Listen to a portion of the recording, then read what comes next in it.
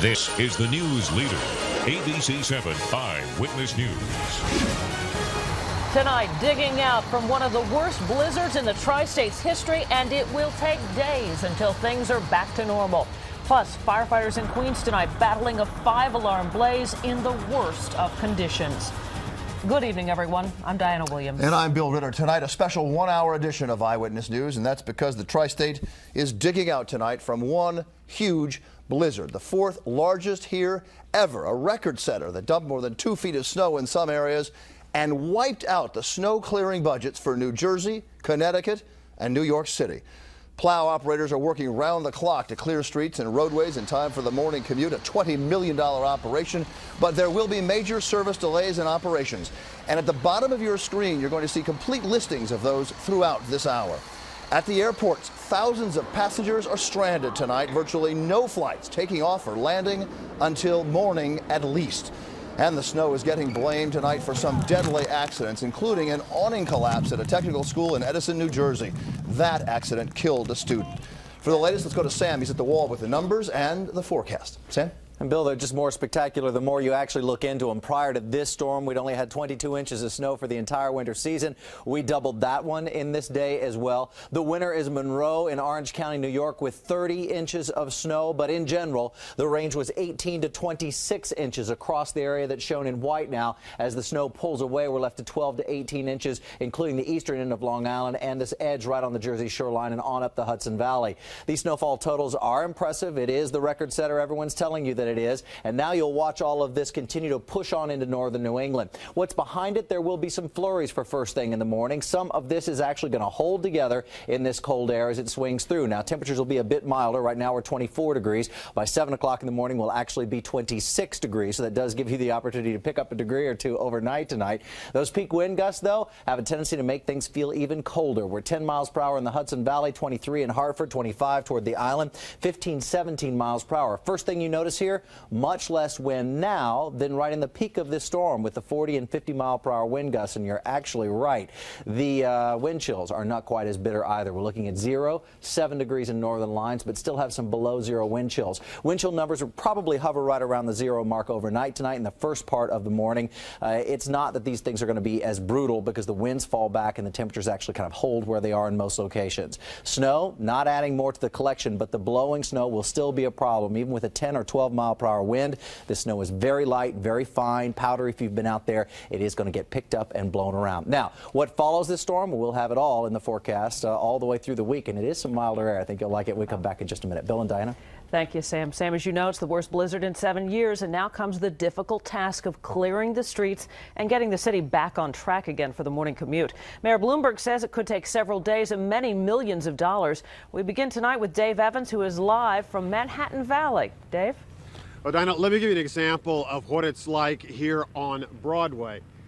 The city, I think all things considered, has done a pretty good job. It is pretty clear. You can see some nice gray asphalt here on Broadway on the Upper West Side. But take a look at one of the side streets. This is 109th Street here right behind me. A much, much different story. The plows have gone through, but still a lot of work to be done here on the Upper West Side. So the best advice tomorrow, if you are in the city, is don't drive. Take a subway. With almost 3,000 sanitation workers plowing tonight, New York City and its 6,000 miles of road are struggling to at least become passable for Tuesday morning rush hour.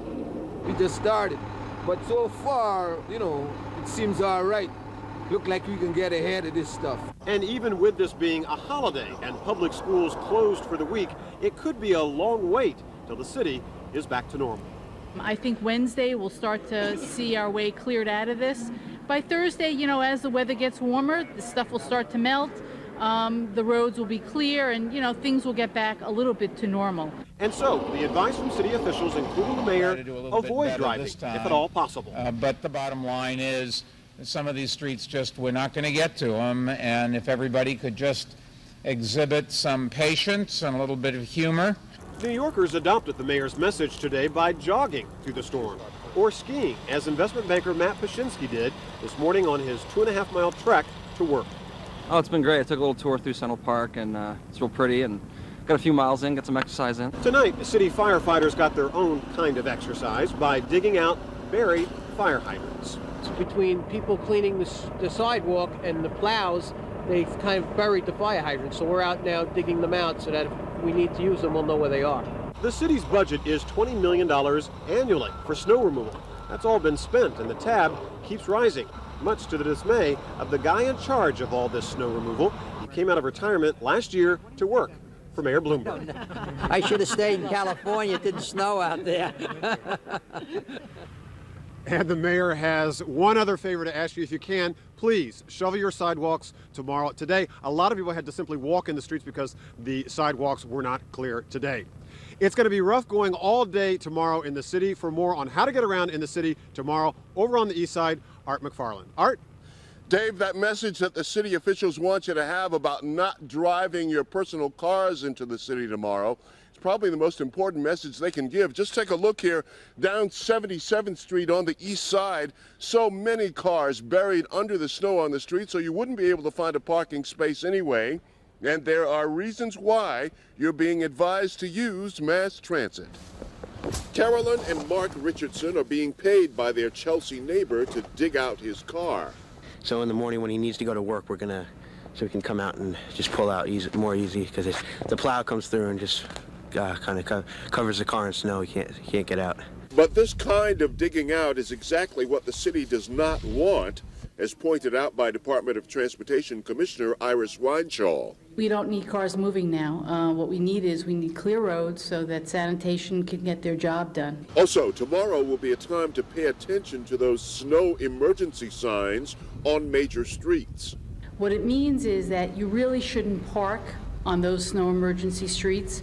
Even if there are meters there, you should not park because it's a snow emergency street, and that means that we need to be able to clear it as quickly as possible. Cars are expected to have snow tires on the emergency streets, while trucks and other oversized vehicles are required to have chains. As for the sidewalks, the cleanup is underway in parts of Manhattan. After I do this, I got to put the salt down, melt all this down, make it safe for everybody. In fact, building owners, residents, and commercial tenants are required to clear the sidewalks in front of their buildings, creating a path for pedestrian traffic. Sanitation Department rules also say this should be done 4 hours after the snowfall ends, or by 11 a.m. the next day if it ends overnight. Failure to clean the sidewalks can lead to a $50 fine for a first offense and $100 for repeat offenders. And we are all being asked to have patience tomorrow. As the mayor announced, the secondary and tertiary roads will probably not begin to be plowed until tomorrow. So if you need to be able to get to a bus or a subway route, it may take you a little bit more time. And for those who might want to ignore the advice of not driving in, it'd be tough going on the city streets with these mounds of snow all along the side streets especially.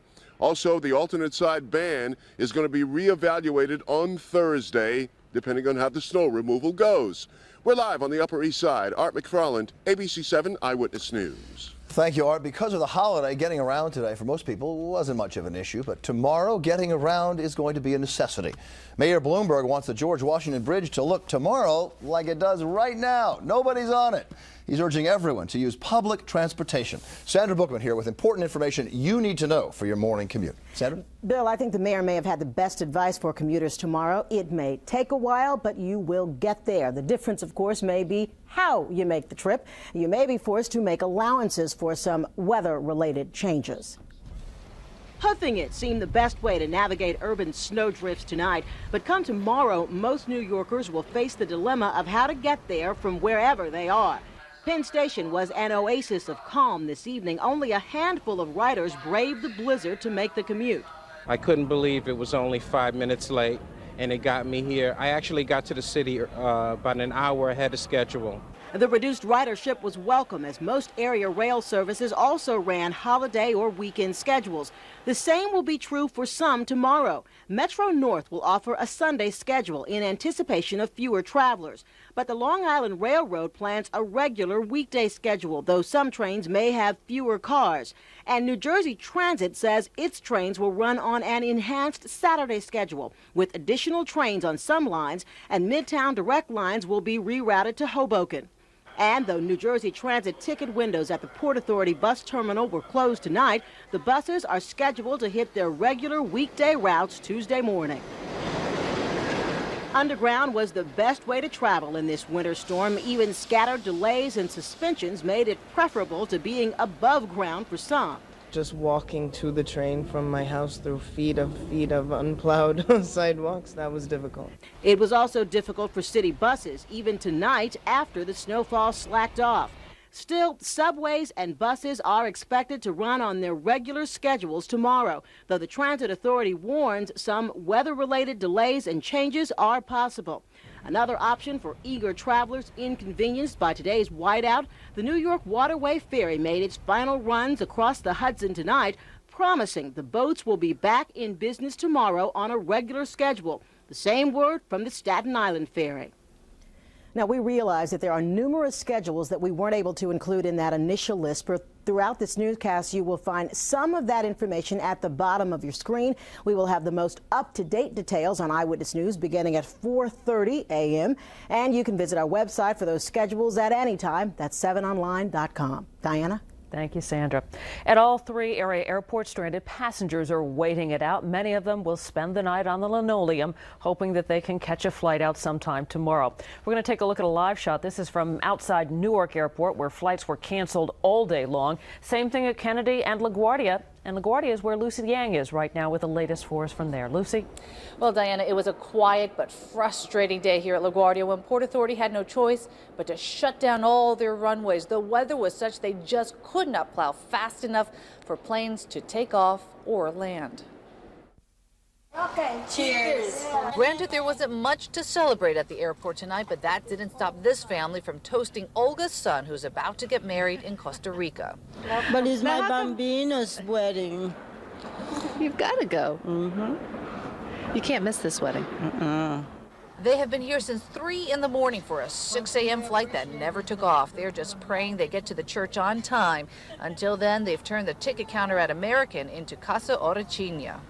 Living room, dining room, sleeping area, everything. Once nearby hotels filled up, the Port Authority came to the rescue for some 150 stranded passengers, handing out cots and bedding, keeping concession stands open. All the while trying to get the airport off the ground. Crews began plowing last night, but when it was clear they would never get ahead of Old Man Winter, they closed the runways at 8 this morning. Safety's first. We had some horrible conditions today, some winds from 30 to 40 miles an hour.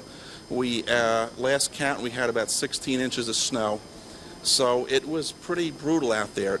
You'd be surprised if you looked at the runways. You'd go, wow, they look great, but remember, a half of inch of snow on a runway is unacceptable.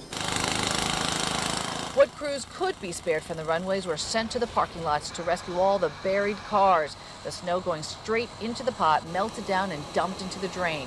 For travelers long on fatigue, short on patience, there may be an end in sight. We're optimistic that we can probably open by 6 o'clock in the morning. The worst case, if the conditions do get a little worse, is noon. For these young tourists from South Korea, it has been a long day and night at the airport, filling the endless hours with memories of their visit to New York. Empire State Building, that's awesome. Yeah, and Statue of Liberty. And what? Statue of Liberty. Statue of Liberty. Oh, you like that too? Yeah. What do you think about the snow?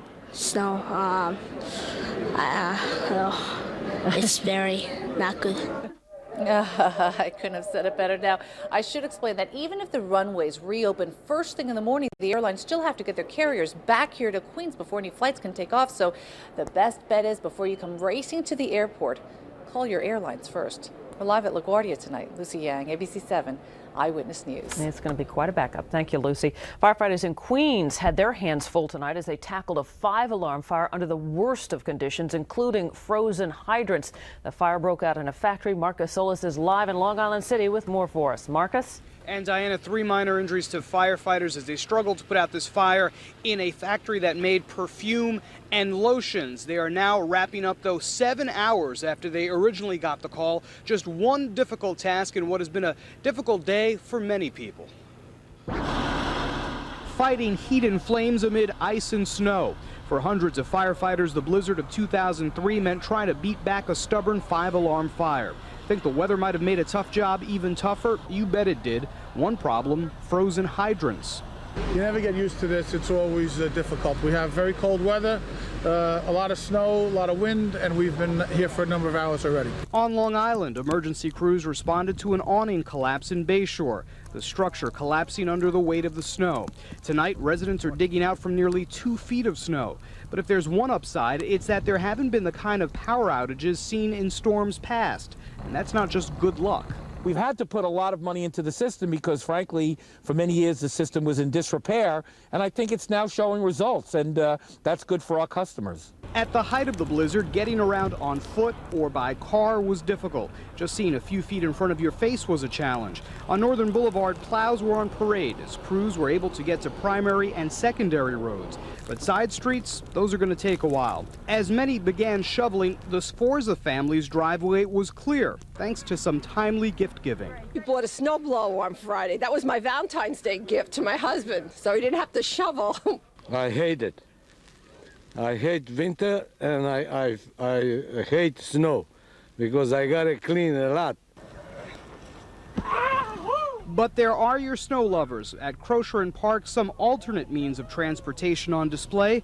They sure look like fun, but we're not exactly sure if these are street legal. We keep them upstate, and we heard the blizzard was coming, so we ran quick upstate and got them, and been ripping it up all over Bayside. It's the greatest.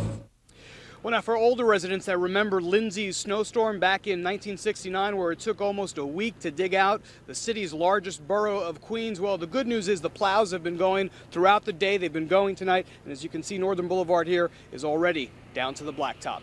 And we're live in Long Island City. Marcus Solis, ABC 7 Eyewitness News. Thank you, Marcus. As you heard in Marcus's report, the sheer weight of all this snow is problematic. And in two New Jersey communities tonight, the weight took its toll. In Edison, an awning at a technical school collapsed and killed a student. And a roof caved in at a drugstore in Clifton. No one was hurt, but it was a very close call. New Jersey reporter Jen Maxfield is in Jersey City with that story tonight. Jen? And Bill, talk about a rude awakening. Underneath this snowdrift here is a Chrysler New Yorker. How do you think the owner of this car is going to feel when he or she wakes up tomorrow morning and finds their car underneath all of this snow? Just to give you a sense of perspective here, I'm 5 feet 6 inches tall. This drift is at the very least 3 feet tall. And take a look down this local road here. You'll see that many of the cars are in a very similar predicament. Now, this is going to create a serious obstacle for Jersey City plow trucks and dump trucks trying to get through these streets to get out all this snow tomorrow morning.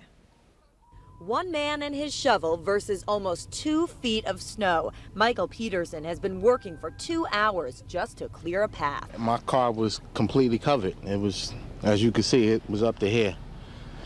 So I had to, try and dig around, try and find a way. It's crazy out here. Snow is everywhere. Thousands of cars are trapped in snowdrifts on the roadside, and if they're not out by tomorrow at 7 a.m., Jersey City workers will use a tow truck to move them. No tickets, but Jersey City's mayor says this grace period won't last long. We realize that it's difficult for everyone to get out there and do that type of work, but anyone who can, certainly we would hope that they would. Anybody who can get help to do so, they should try to get that assistance. The snow has tapered off now, but this morning in Bergen County, driving was a challenge. That is, if you could even get out of the driveway. The heavy snow is also blamed for 2 roof collapses. One at the Edison Job Corps Academy claimed the life of a 23-year-old man whose co-workers fought desperately to save. While they were on their way, the students and my security and maintenance staff were trying to dig the kids out. Unfortunately, we just weren't fast enough. And in Clifton, the roof of a Rite Aid drugstore caved in just seconds after employees sprinted out the front door when they felt the walls shake. I feel very, very, very lucky. I was within 2 seconds of that falling down. No one was hurt in that collapse, but police warned homeowners not to try to clear snow from their roofs because the risk of falling is much greater than the risk of a structural collapse. And a lot of people are wondering about the morning commute tomorrow. Now, most of the major highways are clear, but as for the local roads, well, take a look. There's still an awful lot of snow on them. Many schools and businesses are closed tomorrow. Now, if you are going to work in one of New Jersey's major cities, Jersey City, Newark, Hoboken, you're being asked to take mass transit because there will be very few, if any, parking spots. Reporting live from Jersey City, I'm Jen Maxfield, ABC 7 Eyewitness News. Good suggestion for everyone. Thank you, Jen. Now to the school closings, as Jen mentioned, for tomorrow. New York City public schools and some suburban schools are shut all week for winter break. But for all those students who remain in session, well, this storm will give them another day off. All Catholic schools in Manhattan, the Bronx, Staten Island, they're all closed tomorrow. Classes at Long Island University's Brooklyn campus also